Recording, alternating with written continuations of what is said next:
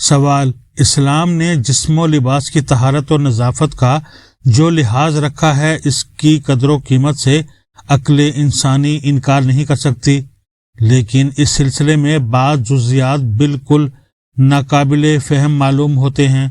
مثلاً ریح کے نکلنے سے وضو کا ٹوٹ جانا، حالانکہ جسم کے ایک حصے سے محض ایک ہوا کے نکل جانے میں بظاہر کوئی ایسی نجاست نہیں ہے جس سے وضو ساقط ہو جائے۔ آخر اس ہوا سے کیا چیز گندی ہو جاتی ہے؟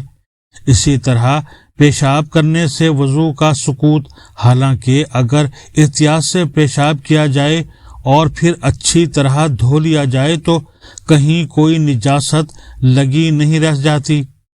یہی حال دوسرے نواقض وضو کا ہے، جس سے وضو ٹوٹنے اور تجدید وضو لازم آنے کی کوئی وجہ سمجھ میں نہیں آتی۔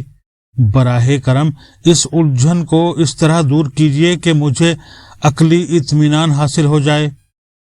جواب: نواقض وضو کے مسئلے میں آپ کو جو شبہات پیش آئے ہیں، انہیں اگر آپ حل کرنا چاہیں تو اس کی صحیح صورت یہ ہے کہ شریعت میں جن جن باتوں سے وضو کے ٹوٹنے اور تجدید وضو لازم آنے کا حکم لگایا گیا ہے، پہلے ان سب کو اپنے ذہن سے نکال دیجئے، پھر خود اپنے طور پر سوچئے کہ عام انسانوں کے لیے، جن میں عالم اور جاہل، عاقل اور کم عقل، طہارت پسند اور طہارت سے غفلت کرنے والے، سبھی قسم کے لوگ مختلف درجات و حالات کے موجود ہیں۔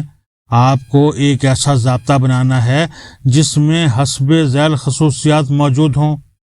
1. لوگوں کو بار بار صاف اور پاک ہوتے رہنے پر مجبور کیا جائے اور ان میں نظافت کی حس اس قدر بیدار کر دی جائے کہ وہ نجاستوں اور کثافتوں سے خود بچنے لگیں۔ 2. خدا کے سامنے حاضر ہونے کی اہمیت اور امتیازی حیثیت ذہن میں بٹھائی جائے تاکہ نیم شعوری طور پر آدمی خود بخود اپنے اندر یہ محسوس کرنے لگے کہ نماز کے قابل ہونے کی حالت دنیا کی دوسری مشغولیتوں کے قابل ہونے کی حالت سے لازماً مختلف ہے۔ 3. لوگوں کو اپنے نفس اور اس کے حال کی طرف توجہ رکھنے کی عادت ڈالی جائے تاکہ وہ اپنے پاک یا ناپاک ہونے اور ایسے ہی دوسرے احوال سے جو ان پر وارد ہوتے رہتے ہیں بے خبر نہ ہونے پائیں اور ایک طرح سے خود اپنے وجود کا جائزہ لیتے رہیں۔ 4. ضابطے کی تفصیلات کو ہر شخص کے اپنے فیصلے اور رائے پر نہ چھوڑا جائے، بلکہ ایک طریقہ کار معین ہو تاکہ انفرادی طور پر لوگ طہارت میں افراط و تفریط نہ کریں۔ 5. ضابطہ اس طرح بنایا جائے کہ اس میں اعتدال کے ساتھ طہارت کا مقصد حاصل ہو، یعنی نہ اتنی سختی ہو کہ زندگی تنگ ہو کر رہ جائے اور نہ اتنی نرمی ہو کہ پاکیزگی باقی نہ رہے۔ ان 5 خصوصیات کو پیش نظر رکھ کر آپ خود ایک ضابطہ تجویز کریں اور خیال رکھیں کہ اس میں کوئی بات اس نوعیت کی نہ آنے پائے جس پر وہ اعتراضات ہو سکتے ہوں جو آپ نے تحریر فرمائے ہیں۔ اس قسم کا ضابطہ بنانے کی کوشش میں اگر آپ صرف 1 ہفتہ صرف کریں گے تو آپ کی سمجھ میں خود بخود یہ بات آ جائے گی کہ ان خصوصیات کو ملحوظ رکھ کر صفائی و طہارت کا کوئی ایسا ضابطہ نہیں بنایا جا سکتا جس پر اس نوعیت کے اعتراضات وارد نہ ہو سکتے ہوں جو آپ نے پیش کیے ہیں۔ آپ کو بہرحال کچھ چیزیں ایسی مقرر کرنی پڑیں گی جن کے پیش آنے پر ایک طہارت کو ختم شدہ فرض کرنا اور دوسری طہارت کو ضروری قرار دینا ہوگا۔